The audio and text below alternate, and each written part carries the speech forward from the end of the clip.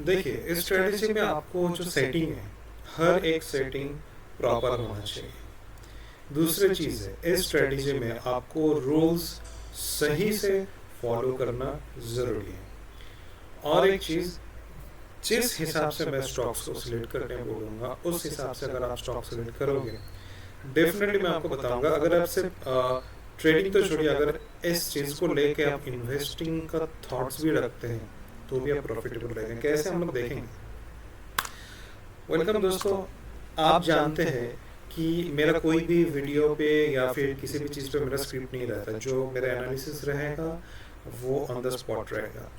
कुछ मेंबर को ये डाउट था कि कैसे हम लोग सेक्टर एनालिसिस करें, उसके ऊपर भी एक वीडियो बनाने के लिए वो लोग बोल रहे थे। तो आज के जो वीडियो है, ये दो हिस्सों में ये चीज़ डिवाइड करूँगा। एक तो सेक्टर एनालिसिस रहेगा, सेक्टर रोटेशन रहेगा, स्टॉक सिलेक्शन रहेगा। सेकेंड चीज़ है, ऐसा स्ट्रेटेजी अगर कोई कहेगा कि मुझे एक सिंगल स्ट्रेटेजी बताओ जिससे मैं प्रॉफिटेबल रहूं, मुझे ज़्यादा टेक्निकल एनालिसिस का समझ नहीं है, मेरे पास ज़्यादा टाइम नहीं है, बट मैं एक स्ट्रेटेजी से मैं लंबा टाइम तक काम कर सकता हूँ, तो उनके लिए ये स्ट्रेटेजी है। ये बहुत एडवांस एक कॉन्सेप्ट है। ये फॉरेक्स में या फिर जो फॉरेन ट्रेडर्स हैं इस चीज़ को बहुत फॉलो करते हैं। इंडिया में अभी तक उतना है नहीं, बट अभी भी लोग यूज़ करने लगे हैं, मैंने ये चीज़ देखा। एंड इसके ऊपर मैंने काफ़ी सारे वीडियो बताए, बट आज मैंने कुछ नया इंडिकेटर के साथ इस चीज़ को इंट्रोड्यूस करूँगा, सो दैट ये और यूज़फुल एंड ईजी रहे आप लोगों को समझने के लिए। ओके, सो स्टार्ट करते हैं। हर एक सेटिंग के बारे में मैं वीडियो के बीच में बताऊंगा। लोग स्ट्रेटेजी जाने से पहले एक चीज़ बता देता हूँ सेक्टर एनालिसिस से। देखिए, किसी भी टर्मिनल पे, बस के जो टर्मिनल होता है वहाँ पे आप देखेंगे बस निकलने के लिए एक रूट होता है, एंट्री के लिए दूसरा रूट होता है। तो कभी कभी क्या होता है कि जो एग्जिट का रूट है वहाँ पे बहुत सारे बस भीड़ रहता है, ठीक है।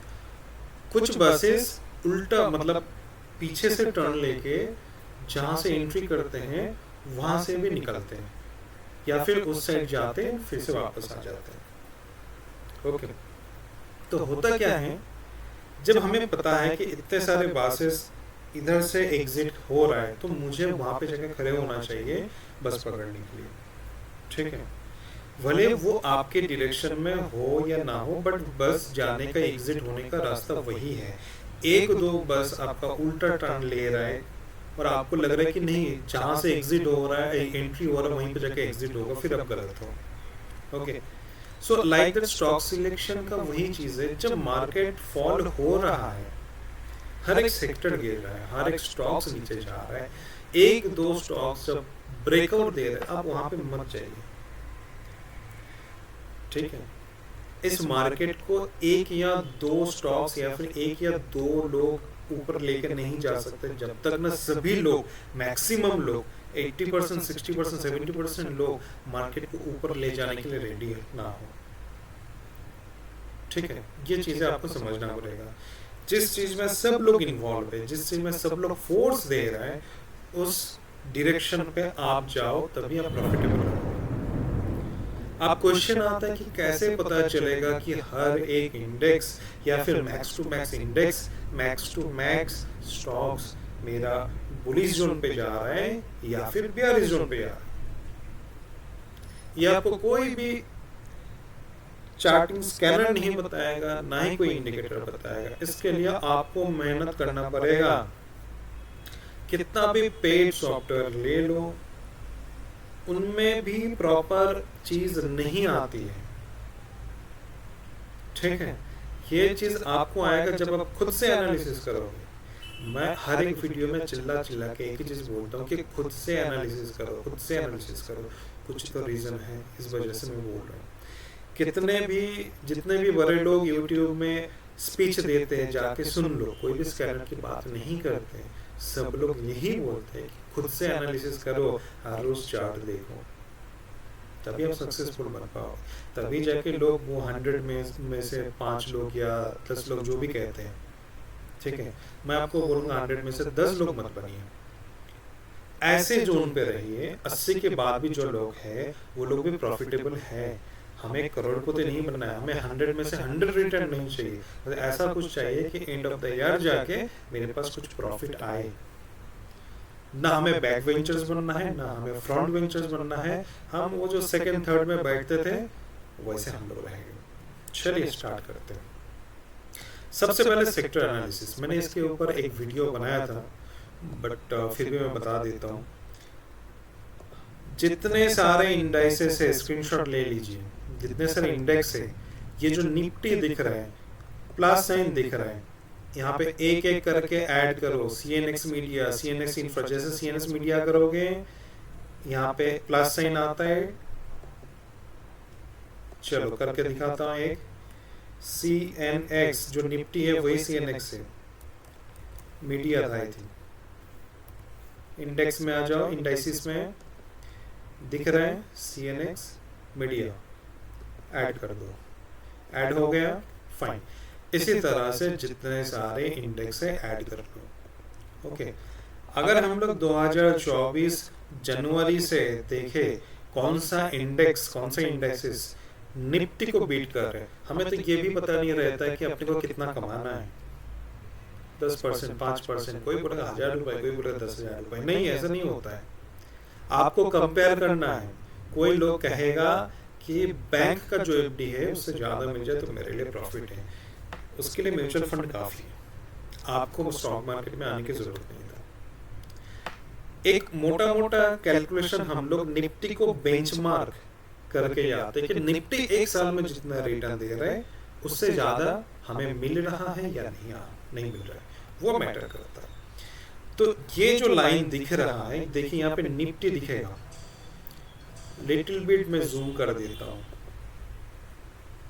ओके, सो हमें यहाँ पे निफ्टी दिखेगा, राइट, एंड इस चीज को मैंने कैंडलस्टिक पैटर्न में भी रखा है। तो निफ्टी के ऊपर जो है वो 2024, ये देखो 2024 का जनवरी का लाइन है। इस जोन से जो स्टॉक्स निफ्टी के ऊपर है वो उस हिसाब से परफॉर्मेंस दे रहा है। निफ्टी ने अगर 2024 जनवरी से 14% रिटर्न दिया तो ऑटो ने मुझे 41%, फार्मा 40%, PSE 37%, यूटिलिटी 35% रिटर्न दे चुका है, एंड सो ऑन। यही चीज सिखाने के लिए सब लोग लाखों रुपए लेते हैं, फैक्ट है। यही चीज आप समझने के लिए पेड सर्विस लेते हैं। हम चाहते हैं कि लास्ट 1 या 2 महीने के हिसाब से कौन सा सेक्टर अच्छा परफॉर्म दे रहा है। जिन्होंने अगस्त में फार्मा में इन्वेस्ट करके रखा है उन्होंने अभी तक मोटा मोटा 8% ओवरऑल इंडेक्स के बेसिस पे प्रॉफिट हासिल किया, जहां पे निफ्टी ने क्या किया, नेगेटिव 0.5%, सॉरी पॉजिटिव है, पॉजिटिव 0.5% रिटर्न दिया 2 महीने के हिसाब से। सितंबर के हिसाब से CNX मेटल अभी तक टॉप पे है।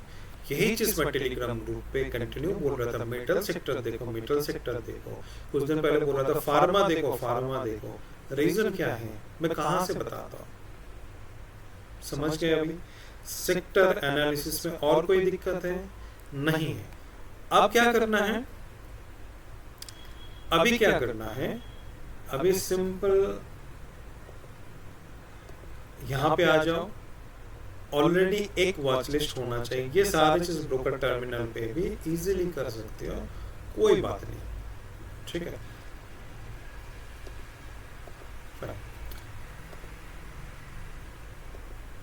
ये आज का कुछ स्टॉक्स हैं जिसमें रिटर्न है 4%, 2%, 3%। एक हफ्ते में अच्छा खासा रिटर्न मिल जाता है। चलो फटाफट हम लोग देखेंगे, जब चेक करेंगे वीकली पे चेक करेंगे। आईटी में क्या दिख रहा है, आईटी में हमें ये दिख रहा है कि एक जोन पे, एक सपोर्ट जोन के आसपास पे फंसा हुआ है, ठीक है। बट ये जो कैंडल है इस वीक में जो कैंडल क्लोजिंग हुआ वो ना बुल बता रहा है ना बेयरिश बता रहा है, तो हमें देखना पड़ेगा मंडे क्या हो सकता है। अगर ये सपोर्ट टूट जाता है हम लोग नहीं देखेंगे। रियलिटी भी एक सपोर्ट में फंसा हुआ है, इस वीक में कुछ खास क्लोजिंग नहीं दिया, हमें देखना पड़ेगा मंडे में किस हिसाब से देख रहा है। अगर सपोर्ट टूट जाता है एंट्री नहीं करेंगे। सेम इस हिसाब से देखना पड़ेगा, ये भी एक सपोर्ट पे, हर एक सेक्टर मैं देख रहा हूँ सपोर्ट पे फंसा हुआ है। इस हिसाब से फार्मा देखो एक अच्छा वीकली कैंडल बनाया, ठीक ठाक है, एंड सपोर्ट जोन में जिस टाइम पे निफ्टी गिरने लगा था बट फार्मा एक जगह पे होल्ड था, मतलब ये एक आउट परफॉर्मिंग स्टॉक्स है। ऑटो का भी सेम नहीं, बैंक निफ्टी का हालत खराब है, फिनांस का भी खराब है, निफ्टी का भी खराब है। अभी वो सपोर्ट ले रहा है, बस सही है, बट कोई पॉजिटिविटी नहीं दिखा रहा है। एफएमसीजी और गिर चुका है, नहीं जाना है, सपोर्ट टूट चुका है, एक primary support. Small cap support लेके ऊपर जाने के लिए कोशिश कर रहे हैं, मिड कैप भी सपोर्ट लेके ऊपर जाने के लिए कोशिश कर रहे हैं। हम लोग मिड का स्मॉल कैप में देख सकते हैं, जरूर देख सकते हैं। इंफ्रा इतने नीचे है कि ये बुलिस के बारे में कुछ बता ही नहीं रहे। अल्टीमेटली एंडिंग में हमें डिक्सी को देखना है, यूएस डॉलर ये जब तक ग्रीन रहेगा तब तक इंडिया को ऊपर जाने नहीं देगा, ठीक है। इस हिसाब से हम लोग बोल सकते हैं, बट ऐसा होता नहीं है क्योंकि इंडिया का जो इकोनॉमी है वो इतना डेवलप है, डेवलपिंग भी है, उसको रोकना इतना आसान नहीं है। क्रूड ऑयल का देखो एक अच्छा खासा जोन में वीकली है, तो इस हिसाब से हम लोग देखेंगे कि कौन सा सेक्टर अच्छा है, कौन सा सेक्टर अच्छा नहीं है। मुझे अच्छा लगा फार्मा में, हम लोग फार्मा का स्टॉक्स देख सकते हैं। एंड मेटल का देख लेते हैं। मेटल भी देखो एक रेजिस्टेंस के आसपास आके रुक चुका है, ठीक है, बट ये नीचे नहीं गिरा, एक रेजिस्टेंस के आसपास 2 हफ्ते से टाइम पास कर रहा है। ये रेजिस्टेंस अगर टूट गया तो मेटल को कोई नहीं रोक सकता। तो इस हिसाब से जो जो सेक्टर आपको अच्छा लगेगा आप उस पर स्टॉक्स को ढूंढना स्टार्ट कीजिए, इसी को कहते हैं सेक्टर एनालिसिस। अभी आते हैं हमारे नए सेटअप के बारे में। ओके, सेक्टर एनालिसिस बता दिया, कैसे स्टॉक्स ढूंढना है वो भी बता दिया, स्टॉक सिलेक्शन। चलिए अभी जो मैंने आपको स्ट्रेटेजी बताऊंगा उसके लिए आप निफ्टी 500 देखोगे। जो लोग नए लोग हैं वो निफ्टी 50 छोड़ के, निफ्टी 50 का जो स्टॉक्स है वो छोड़ के निफ्टी 200 के अंदर जो बाकी 150 स्टॉक्स है उस पर काम करो। बाकी लोग जो लोग एक्सपर्ट हो, काफी दिनों से स्टॉक्स मार्केट में काम कर रहे हो, वो लोग 500 स्टॉक्स पे काम करो। और भी जो एडवांस है जिनको क्या बोलते हैं फंडामेंटल भी देखना आता है, वो 500 के अंदर, निफ्टी 500 के अंदर जिनका बैलेंस शीट अच्छा है, लास्ट क्वार्टर का रिजल्ट अच्छा है, जिनका डेब्ट कम है, उधारी कम है, एंड जो लीडर टाइप का स्टॉक्स है उसमें ये स्ट्रेटेजी उसको बहुत अच्छा रिटर्न देगा, ये मेरा गारंटी है। चलिए कहाँ पे एंट्री, कहाँ पे सेल, सब बताऊंगा, टेंशन मत लो। सबसे पहले हम लोग क्या यूज करेंगे, एक 200 मूविंग एवरेज यूज करेंगे एंड एक 50 मूविंग एवरेज यूज करेंगे। ओके, इसको हम लोग 200 कर देते हैं, इसको 50 करते हैं। लिटिल बिट कलर कॉम्बिनेशन में चेंज करूंगा क्योंकि उसमें क्या होगा, ये जो मेरा कलर है जब मुझे मतलब मार्केट नीचे जाएगा तो कलर मुझे बता देगा कि मार्केट फॉल हो रहा है या फिर क्या हो रहा है, तो ये इजी हो जाता है मुझे डायरेक्शन समझने के लिए। सेकेंड चीज मैं क्या ऐड करूंगा, मैं रिलेटिव स्ट्रेंथ का एक इंडिकेटर यूज करूंगा जो है fixed and static reference RS close Nifty. बहुत सारे इंडिकेटर है बट इनमें से यही सिलेक्ट करना है, इसका सेटिंग वगैरह मैं सब बता दूंगा। रूल्स समझो, रूल्स पे ध्यान दो। रूल्स पे क्या है, डेली चार्ट पे आ जाओगे। ओके, डेली चार्ट पे सो एक एक्यूमुलेशन जोन से बाहर निकलेगा ऐसे स्टॉक्स हमें चाहिए। ओके, ऐसे स्टॉक्स चाहिए जो एक्यूमुलेशन जोन से बाहर निकल रहा है, फाइन। और अगर हम लोग कुछ मतलब इजी वे में बताऊं तो ऐसे बता सकता हूं कि 50 SMA 200 SMA को क्रॉस करते हुए जा रहे हैं। एंड अब यहाँ पे ध्यान देने बात जो मतलब आपको ध्यान देना वो चीजों को समझो, सिर्फ क्रॉस होने से मतलब नहीं है। मैं ये चीज यहाँ पे ऐड कर देता हूँ, 50 SMA crossed 200 SMA with sloping up, ये जो वर्ड मैंने लिखा ये बहुत इंपॉर्टेंट वर्ड है। ये जो लास्ट लाइन है ना, स्लोपिंग अप, इस चीज को इग्नोर कर दिया, आपका स्ट्रेटजी फेल, 100% फेल। इस स्ट्रेटजी, अगर इस वर्ड को आप दिमाग में बिठा लेते हो आज के बाद, आपका स्ट्रेटजी सक्सेसफुल। बस एक वर्ड। अब इसका मतलब क्या है? क्रॉस ओवर तो हो गया, देखो 50 ऊपर गया, चीजों को देखो, बहुत इंपॉर्टेंट चीज है, 50 ऊपर गया, एंड दोनों का स्लोप देखो, दोनों का एंगल चेक करो, वो भी मैं दिखा देता हूं करके।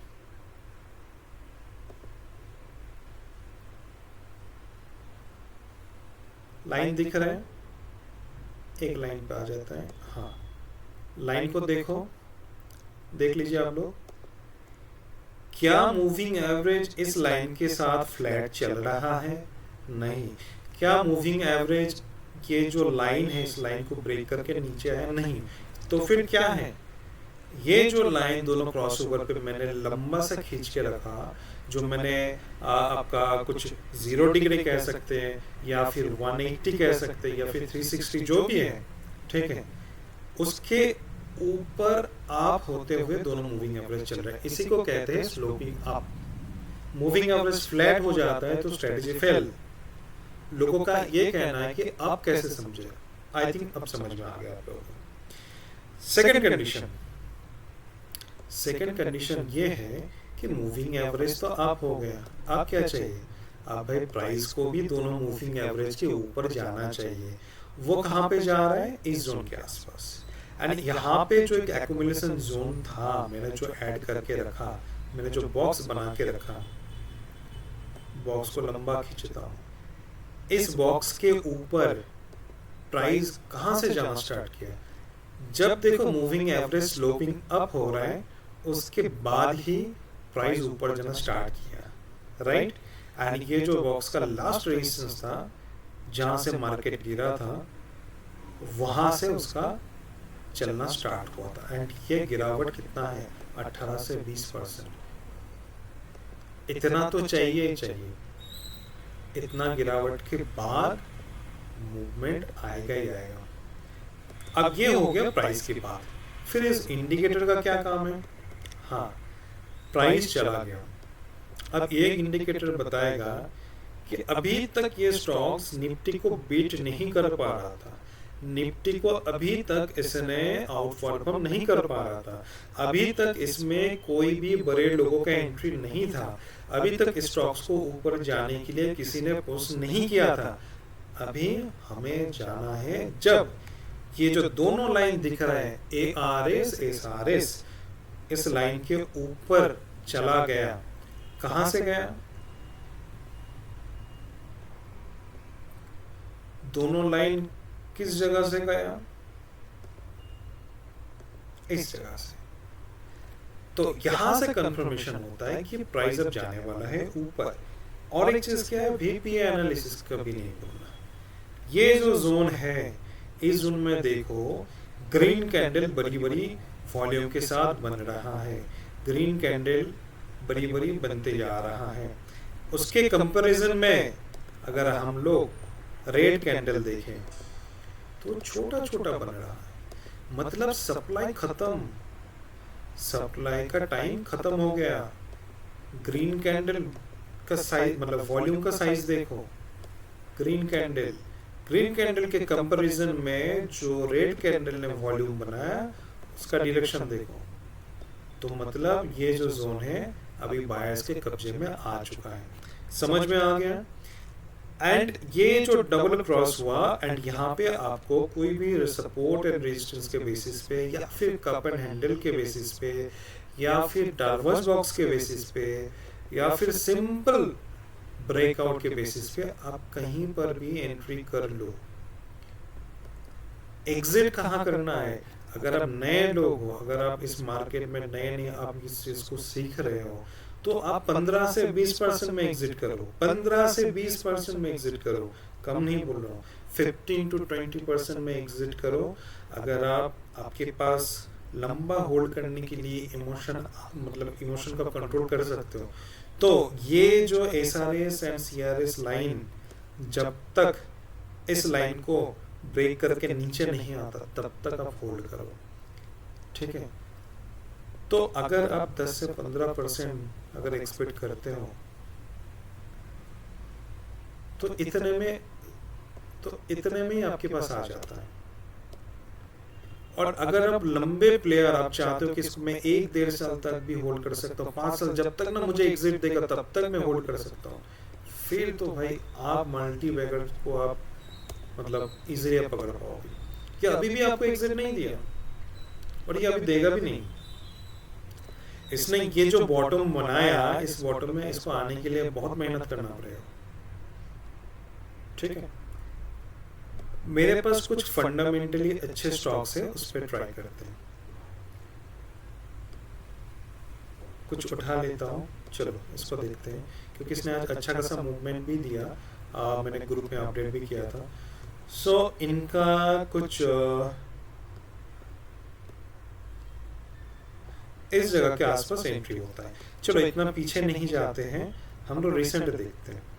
ये देखो यहाँ पे जो जोन है, ऊपर जाते जाते यहाँ पे सपोर्ट लिया। और एक चीज है, अगर इस लाइन पे सपोर्ट भी लेता है फिर हम लोग क्वांटिटी ऐड करेंगे, या फिर ऐसे बहुत सारे स्टॉक्स हैं जिसमें हम लोग एंट्री नहीं कर पाए, अभी हम लोग की स्ट्रेटेजी सीख रहे हैं, उस पर जाने के लिए कोशिश कर रहे हैं। तो जब इस लाइन पे दोनों सपोर्ट देने के बाद ऊपर जाएगा, सो ऐसा जोन कहाँ पे है,